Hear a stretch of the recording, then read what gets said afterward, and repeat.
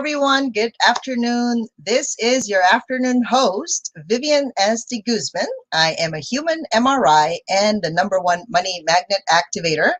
And welcome to my spiritual GPS. So we know that you are where you are currently in your life, and we all would love to have a life that has truth and freedom and joy and peace, abundance and prosperity. Yet sometimes we have some stuff in the middle. Some people call it baggage, clutter, resistance, and obstacles that kind of get along the way, and sometimes it keeps us stuck from going all the way to our next step, to making our next move to be successful, happy, joyful, and alive. So today, my specific topic is about learning your energetic boundary syndromes. So for those of you that have had an experience with energy, I'm sure you know what I'm talking about. Now, other people call energetic boundary their aura, right? So if you think about the rainbow colors around you that actually protect you, it can filter the energies coming through or coming to you or away from you. It could also magnetize who you are, and it can be a source of protection. So the question is, what are boundaries for? What are energetic boundaries? Because boundaries can be energetic or it could be physical, right? Like if you have a fence around your house, that is called a boundary, because you're basically telling certain people or animals, burglars, like, nope, you got to stay out there because this is my territory, right? This is my house. So you're very protective usually of your own space, unless you're not, or maybe you haven't had that feeling of safety. Like, ask yourself, when was the last time I felt safe? So for those of you with history of perhaps moving constantly, like when you were a child and your parents may be in the military, or you just move from place to place, so sometimes that became a habit. It's like a behavior pattern that you're okay because you're used to that, right? You're moving from place to place. So today, I'm going to be discussing the different types of boundaries. There's 7 of them. This is according to Cyndi Dale. She is a well-known spiritual author and teacher. And it is very fascinating to go through the different stages. And I'm sure all of us has had 1, 2, 3, sometimes all of it, right? So I wanted to go over each of them, and perhaps you can identify with one of them. And then we're going to entertain questions and comments towards the end of the discussion, so that we can help you apply certain practical tools that you can do yourself to help yourself heal. Now, one person, one time I was doing a class, and she said, how come these boundaries are not intact? So depending on the life lesson we have to learn in life, depending on the parents we chose, depending on the karma that we have, so it is a lot of the lessons we got to go through. In a way, it allows us, the negative emotions allow us to feel a certain way. Hence, we can stop, pause, and take a look at what can we do on our own with help in order for us to actually heal and repair these energetic boundaries, so we don't keep on continuing passing on from generation to generation the mess, right? So if our parents, our ancestors did not know what to do with them, so they just kind of repeated the pattern, perhaps when you are more aware and conscious, you can actually stop, pause, and take a look at what can I do to shift this pattern now, right? So in other words, if you grew up in a family that there's a lot of hate, anger, blaming, shaming, guilting, and criticizing, and that doesn't feel good to you, you may want to shift that behavior by changing the energetic boundary. Okay, So let's go over the different boundaries because we want to feel safe. We want to feel abundant. We want to feel loved and we want to feel appreciated, right? So that those are the reasons why we need to know about these things. So there are 7 of them and I'm going to name them and then go over each one of them with examples. So the first one is called paper doll. You know, when you're in school, grade school, and we fold several pieces of paper and we cut it a certain shape, and then we open it up and it looks like a paper doll. That's a paper doll syndrome. 2 is vampire. So you know what a vampire is. If you watch horror movies and thriller movies, that's a vampire. 3 is a mule. You know, the animal that carries a lot of stuff on its back. 4 is psychic sensitive. 5 is healers. It's a healer syndrome. 6 is no boundary. And 7 is environ syndrome. Okay. So let's go over each one of them. So a paper doll syndrome means you have recurring repetitive patterns and behavior. So in other words, you look like you're stuck in a certain thing. So you could marry 2, 3, 4, 5 times, but you notice you're hoping it's going to be a different person every time you get married or have a different partner. But you end up after a few months or years of being with one another that they look exactly like the first husband or the first partner that you had. So that's a paper doll syndrome. You feel powerless, it seems like, to change recurring cycles. It's almost feeling like, oh, I'm a victim because I'm doing this, right? So that's a paper doll syndrome. So think about the things in your life that you have a behavior. Like it doesn't matter who's the coach you hired, the therapist that you hired, seems like you go back to the same thing over and over again.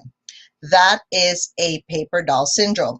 Usually when I look energetically and I am doing an assessment, I would see a lot of holes in the aura, right? A lot of hole, like you're very holy. Hence, you just invite the same thing over and over again. A lot of times too, the emotional boundary of this person is not intact. It's very weak. So it's looking for something very positive that in most relationships, that's the beginning part. And then actually they said that the first 2 years is usually the honeymoon phase. Even in your business, if you think about your business, you're excited in the beginning, and then when you run out of money, you start to go downhill, right, in your emotion. So if you think about that, every time you start, you're excited, and then it starts to go down. So that's a pattern. So you need to be able to shift that energy in order for you to actually get out of that pattern, right, and start something different. Number 2 is the vampire syndrome. So if you're always tired, let's say you get exposed to a certain human being, a certain situation, a certain event, and you're always tired and exhausted. In other words, you lose your energy or you give it away. That is a vampire syndrome. Sometimes suddenly when you enter a space or you're near this person, you start noticing that you lose energy, like suddenly you're sleepy, you're tired, you can't move on, or you can't even move your arms. Like you feel like you got sick. And sometimes they blame it on the food when in fact it is not the food, but it is the person connecting or courting you and making you feel weak. However, your participation there is you also allow that to happen, because when your body starts to give you some form of sign and symptom, it's time for you to get out of that situation, like soon, not 2 hours later, because by that time you probably can't walk and drive back to your house, right? So that's a vampire syndrome. Now, a mule syndrome is there's always work for you to do. It seems like, like you go, let's say you go work at a hospital, and it seems like everybody's just sitting there texting, doing something. You all get paid the same per hour. However, it seems like you have a sign on your forehead that says, I'm open 24/7. Is there anything else that you want me to do? As if you haven't done enough, right? So a mule syndrome, if you have it, you're always tired because it seems like your to-do list is never ending. It's always running. It's always running. Okay. Number 4 is a psychic sensitive syndrome. So for those of you out there, so sometimes people don't want to call them psychics because it seems like they're open to ghosts, they're open to spirits, entities, aliens, or energies from various dimensions. They see, they feel, they just feel everything, even if everybody else in the room doesn't have a clue what's going on, yet they're noticing all these energies all around them, and they can't focus on their physical 3D dimension because it's all over the place, right? It's like, I can't concentrate because that window is open, right? That's a psychic sensitive syndrome. All right, next is a healer syndrome. This means your heart is as big as the world, but the world doesn't include you. Okay, so all of you out there that are healers, think about this. You give away your life force energy. You go to a retreat, to a park, to the beach. You regenerate and you rejuvenate. And then when you have to deal with a client, perhaps when you have to do work even, or even when you have to just talk to somebody on the phone, you start to feel like the energy that you recharged with is suddenly gone, and suddenly you have to recharge again.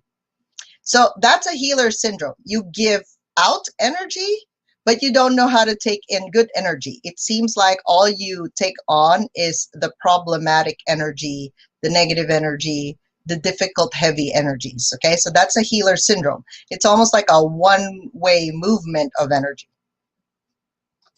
All right, no boundary. No boundary. You see people that are hyperactive, they're constantly overwhelmed. It seems like they cannot stop. They probably have to have some addictive, compulsive behaviors. They can't sleep, insomnia, they can't relax. They got to be doing something all the time. That is a no boundary syndrome because they can't enact, like they can't erect and say no to things that are not really important to them. So maybe for the other person, it's always important. And I share this with my clients a lot. I say, somebody else's emergency doesn't constitute yours. Now, if you have an agreement with this person, you are part of that agreement, right? So to shift the no boundary, you're going to have to really learn what's yours. Like if you live in a house with a fence, which part is yours? And can your neighbor's dog just pee and poop wherever in your space? Most likely not, right? So if you're not able to say no, or you feel like, oh, I'm going to hurt someone else, so then I'm just not going to say anything. So then people just do things to you. That's a no boundary syndrome. Okay. Last but not least is the environ syndrome. So you pick up everything around the room. So let's say you're looking for a house, and you know how realtors would show the property. You enter the room and suddenly you just feel everything there. Like somebody had a fight there, somebody had an intimate moment there, somebody got killed there. Like you literally feel everything around you. So let's say the carpet is off-gassing some chemicals that you're allergic to. Maybe there's lead. Environment, right? So anything in the environment, some chemical sensitivities, usually that's the case. You're sensitive to nature, to climate, to geography. Like when you move from place to place, you feel everything that's happening in the city, in the country, sometimes in the world. So for those of you right now that have the environ syndrome, you're probably feeling every political conflict, wars, everything that's happening in the planet right now. So that's an environ syndrome. Obviously, the no boundary syndrome people also feel that. So what can you do if you have any of these things? So what we're going to do now, coming up, is the Q&A. I'm going to ask the audience, have you experienced any of these? Because it is very, very normal that we all have experienced one or more of these syndromes in our lives. So does it mean that it's hopeless. No, there are tools that you can use, practical tools that you can use immediately for the energy of it. So the energetic boundary syndrome repair is more like turning on the correct switches so that you can feel safe in your own body. Like this is our own body, and this is your own home, right? So when you say your name, that's your own home, that's your own zip code, and you'd like to be able to feel safe so that when you sleep at night, you literally get rest and you're not visited by different entities and beings, and you can't sleep. So we have to literally detach ourselves from all people that are attached to us when we go to bed so that we can rest, our physical body can rest. So I'm going to bring up Amy, my assistant, so that she can moderate the comments. So let's have some comments. It seems like we have a lot from the group. Yes, they're very active today, our audience is. Yes, excellent. This must be a good topic for everyone to chime in. This is exciting. All right. It's a very important one. So Elsa, she's being super protective of her space, even in this moment as she's tuning into the broadcast. Oh, that's perfect. Yeah. Thank you, Elle. Yeah, being protected. Excellent. Yes, I tell people to put like an energetic golden bubble and like a golden rose. Like I'm doing the same between me and the TV screen or the camera, right? So I connect my whole screen to God and Earth, and it has its own bubble, and I am doing the same thing to my physical body. So that's one way of doing that. So thank you, Elle, for that comment. And I'm sure you feel good, Elle.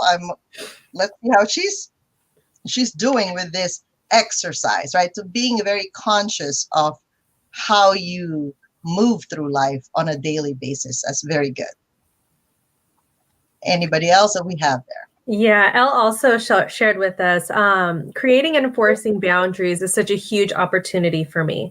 I'm a Libra, and we prefer balance and peace, which can oftentimes prompt us to be more flexible or pliable, which isn't the best when it comes to enforcing boundaries. Yeah, so there are times, yes, balance is important. So I suggest to Elle that you actually think of just one day at a time, right? Obviously, we as business owners, we plan, and I have learned this, okay, just from my own experience, because I have the no boundary syndrome in the past, to not have 8 to-do lists on my day, but 3.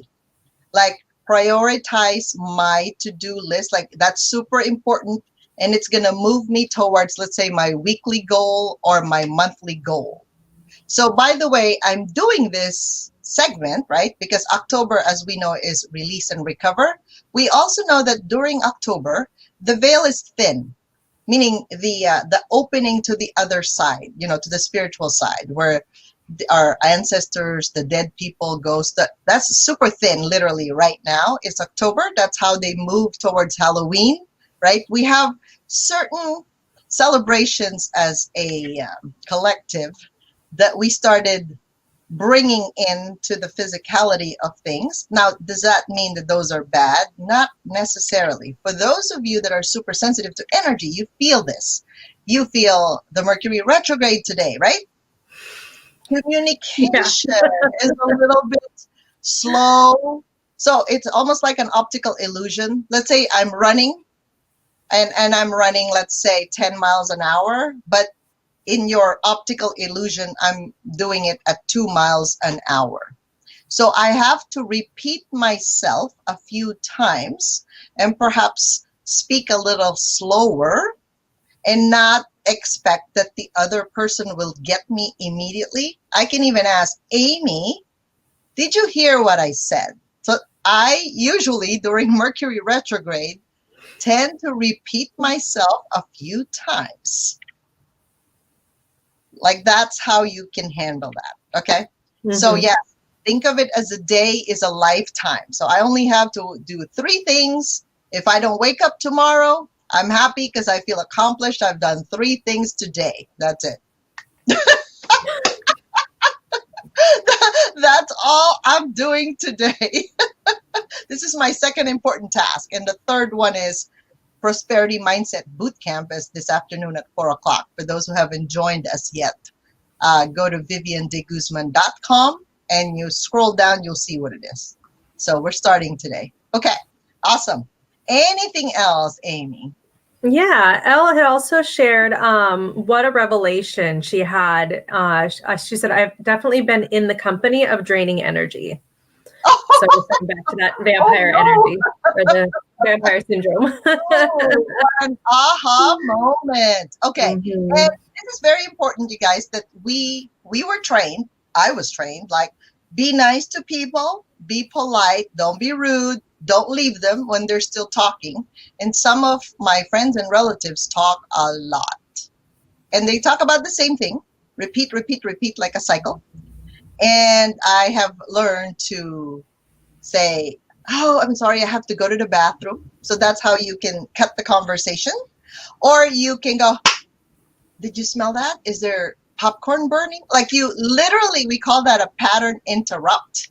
Like, let's say they're talking about the same thing over and over again. Instead of just saying, stop, I don't want to hear you, you just find a different way to excuse yourself, especially if your body is starting to feel uncomfortable, like weird. Like, I feel like I have a headache, or my body feels like there's no more energy, or you're feeling cold. You know, in the middle of a conversation, when you're close to a vampire, like somebody's draining your energy, literally you feel cold. Like the heat is gone. Like, that's how bad it can be when a vampire is around, when an energetic vampire is around. So I hope those are good clues for you guys to think about. Okay, now Shifra shares with us that vampire situation can drain me too, to no end. Thank you for the awareness. Yes. Yeah. Yes. So I'm sure, Shifra, that you have found different ways how vampires have drained your energy. So thank you for that. Mm-hmm. She also notices she notices all the energies as well. So, and then healer syndrome is another one she can relate to. A healer syndrome, right? So for those of us healers, I'm one of them, that you give so much, right? So this is how you know, in a situation, in the business sense, when you're giving too much, you usually get tired. Like, you give too much and then you don't receive compensation for it. Eventually, you cannot hold that energy. Eventually, it'll be like that Libra sign, right? It's going to tip the balance or the karma of it. Because, I mean, think about it, right? If you keep on giving, and yet there's no return coming through, yeah, you can probably do it for a while until it's completely gone, like your energy or your willingness to even help a person, and then you become resentful. So that was my first indication when because in the past I was doing physical therapy, insurance company was paying me for it, but it took them a while, right? Sometimes it took them 7 to 8 months to even pay. So we just wait, because that was the norm. And then eventually, when I shifted to cash basis and I started asking for money, that was when all the money stories came up, right? We all have money stories, and it will always come up when you're asking for a sale, because you think that if somebody rejects you. So see, when I was a therapist, the doctor would refer a client, and then if the client or patient said no, I didn't take it personally, because they have another choice for another clinic, right? Another therapist. However, when I was doing the healing, initially, I would feel bad when I offer something, or they would say, oh, that's too expensive, I'm just going to go find another thing. Or they're like window shopping, but they really don't want to get better. They're just looking for the best deal. So in our culture, the Filipino culture, Asian cultures, that's normal. Give me a discount. Is there a coupon code? You know, like, everybody asks for the lowest price ever. And then when you're really conscious of it, like, what does it take for you to offer that service?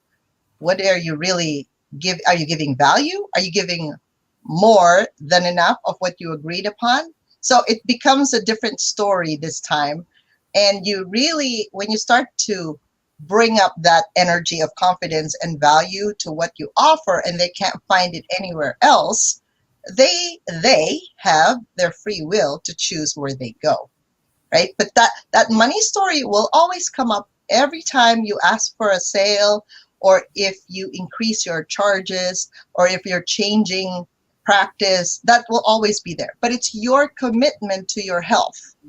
Just ask yourself, so if you're not going to pay for any service, because insurance pays for it, do you tend to get better soon, or do you tend to actually get better when your coverage runs out?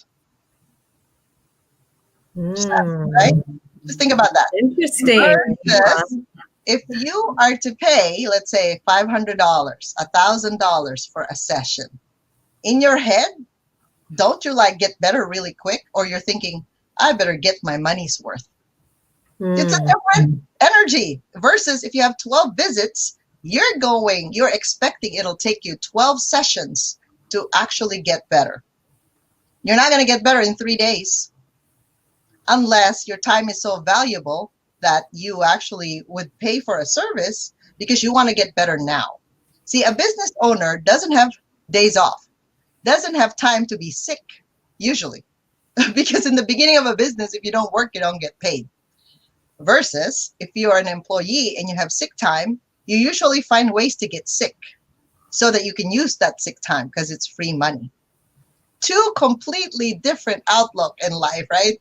I'm just an observer of how the healthcare system, that's how we got that messed up to begin with, because of the desire to get well is not really there sometimes because they wanted to use the benefit.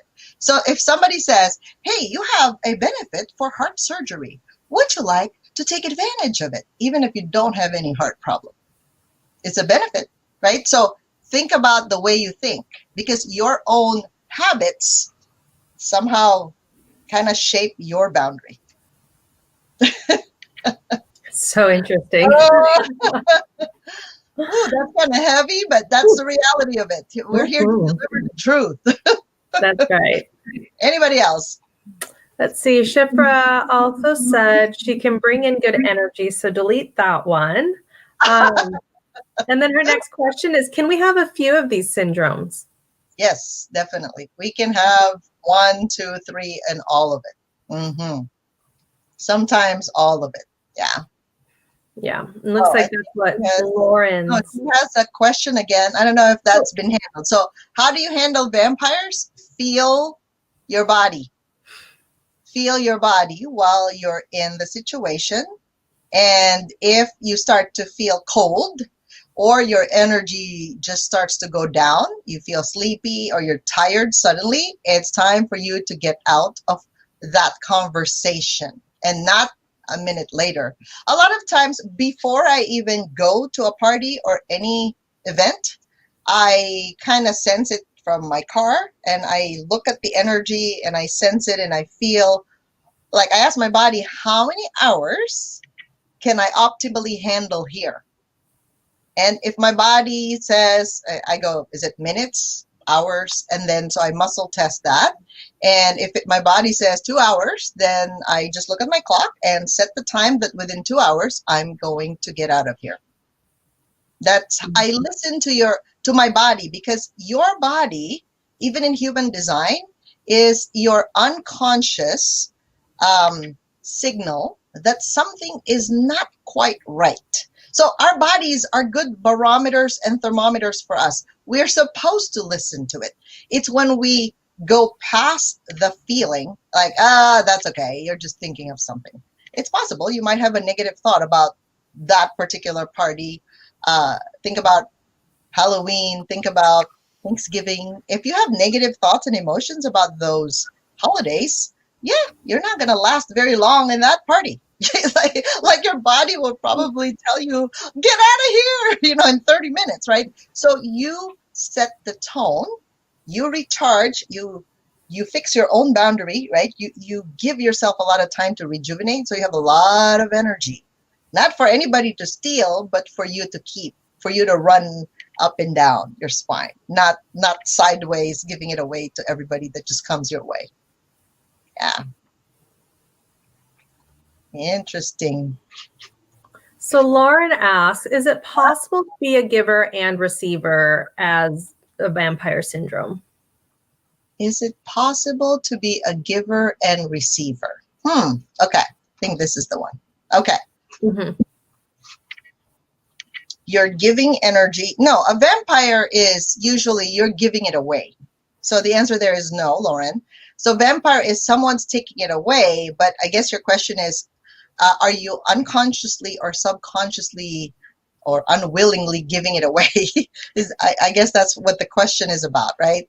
So if there is some form of karma or an agreement with this person, even if you haven't met them before, but suddenly they're in your field, it's just your way of learning more about yourself, saying, oh, I must have had some agreement or a past life with this particular human, and somehow I'm giving my energy away to him or her. So yeah, it could be that, but vampire just means more one way, like you're releasing it to someone, maybe unknowingly. So they may have a cord, a binding. You might have an unconscious contract that you don't know you signed long time ago with that person. So you know how I had one incident one time wherein a friend of mine, I felt the feeling, but I wasn't paying attention because I thought she was a friend, right? So that very careful with the word friend from that day forward, because friend on the negative side could be the person is frying you till the end.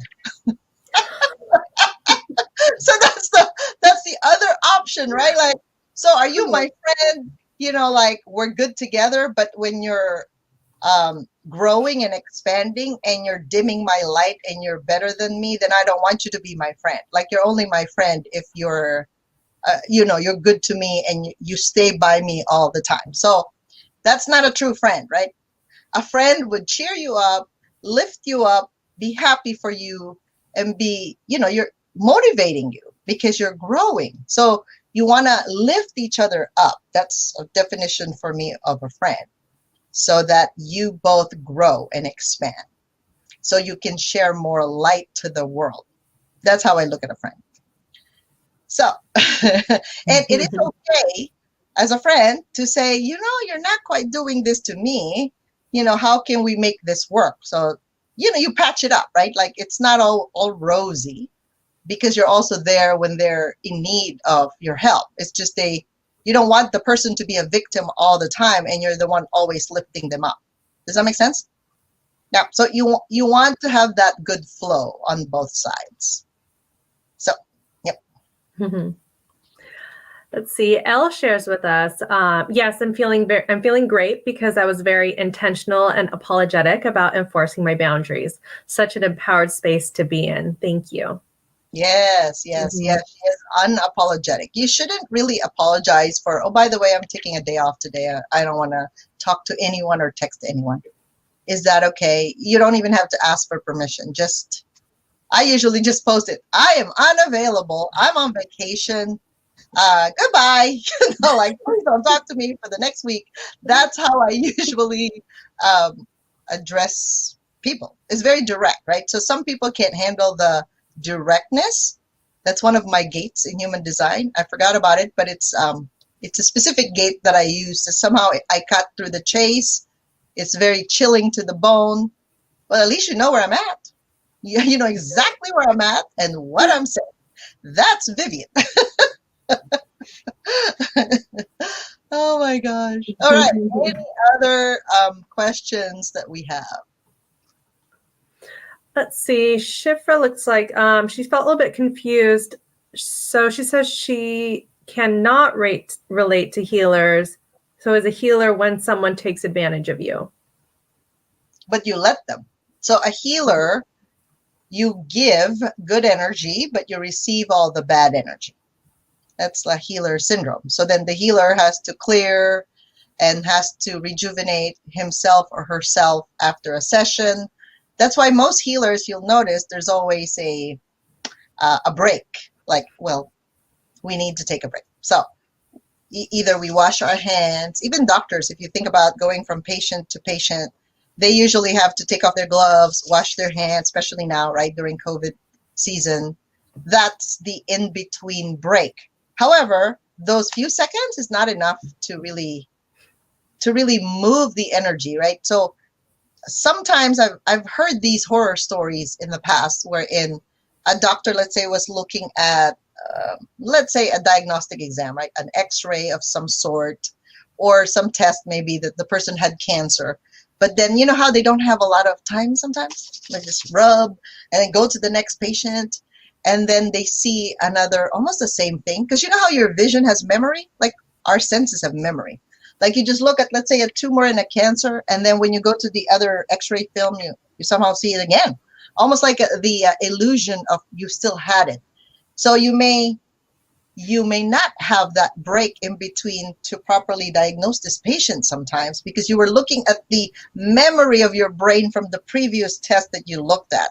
So a lot of times I tell people to really give yourself time in between clients to be really aware, so I usually return, I clear myself, I return all the energies back to the person's higher self because I don't want that person's stuff to go to the next person's energy field. And I even tell my clients to change their golden tube every single client. Like you almost have a way or a ritual to wash yourself off clean before you even go to your next appointment. It's super critical. It's like good hygiene, right? Really that. Because you can't go from work, you drive back home, and you know how a lot of times our minds, we still have the memory of, oh my God, I haven't done that, I haven't finished it, and now I'm supposed to like eat and mingle with my kids, and you're not thinking about your kids. There's like that transition phase. So if you have the good energetic boundaries, that's what I notice is you can literally flow, like it's ease and grace, because you're not taking on somebody else's issue. And you're able to release that and look at another person and say, oh, okay, this person is completely different. Even if their stories look the same, divorce, it doesn't matter. It's completely different story than the other person. Yeah, I hope that explains to you, Shipra, what a healer is. All right. Mm-hmm. Anybody else? Are we good? I think we're good. Shipra did say that makes so much sense and explains a lot. Everything you said it all explains a lot. Yeah. Awesome. Yeah. So what I wanted to share with you guys is there are ways. So energetic boundaries there's 7 layers, right, of the 7 aura we have, the rainbow colors that we have. And if you can master that part first before you even access the higher plane, a lot of people start to use their intuition. There was a post on Facebook that says everybody is talking about ascension, but they're not even in their body. They haven't even mastered grounding, which is true. If you're not in your body, somebody else is occupying your space. And that's what energetic boundaries are for. They make you feel safe. It's like an extra skin outside of your body. So that, think about it. If you don't have any boundary, like your house doesn't have any walls, so that's the concrete way of imagining this, right? If a rocket comes in and you're sleeping on your bed, the rocket may just hit you straight. That's just the fastest analogy of that. So, and the wind, when it blows, you got everything coming in your house. That is a boundary. If you don't have one, and you say yes to everything, what do you think happens to your life? So, Amy, have you been in that situation when you've said yes to everything? Yes to this class, yes to this mentor, yes to your kids, yes to your husband. Absolutely. Absolutely. I think it took me, 36, 37 years to learn about boundaries and to finally start setting them. Yes. And even now I still want to say yes to all the things. Yes, I practically tell myself to say no. Right. So if you don't know how to set your own personal boundary, most likely your business won't know either because you don't even know what that means. So in a way, see, this is what helped me a lot, right? So when I have my business, I finally said, the things that I did wrong in my personal life, I'm going to make sure that when I start my business, this new one that I have, because obviously when I started doing my physical therapy, I still carried over all these bad habits I had before. So 5 years of struggle and sacrifice didn't amount to much, right? Because the money has leaks. So think about your money leaks because your boundary has leaks. So when I started the business, then it had leaks. Hence, debt, recurring patterns of difficulty. People don't want you to talk to you. You're not getting them because they're not getting you either. So finally, when I learned about energy, I said, oh my gosh, is that what it is? That was the reason why I had those problems. And so resetting them was really helpful for me. So I do want to invite you, if you are in a healing space, let's say you still don't know how to do boundaries, right? You don't know how to heal. You can go to my site, viviandeguzman.com/programs, and you can click on, it says there, energetic boundaries video. And that's very affordable for you to just start learning how to fix your own boundary, right? All of it, the physical, emotional, relational, and spiritual boundaries. Now, for those of you who already have a business and you started it already and you can't stop doing it because you're already in it, right?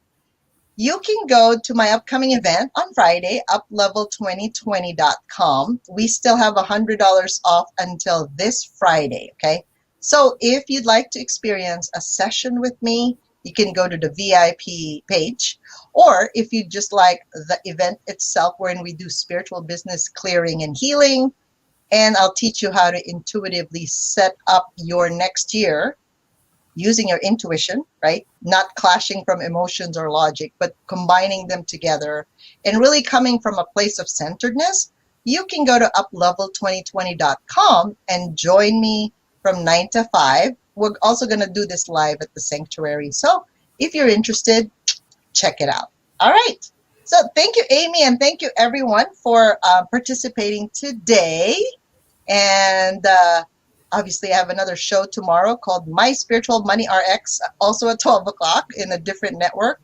So I invite you to view that, because we're going to continue that surrender and release, because somehow we had a power outage last week, and of course it just kind of shut down, and it's all good.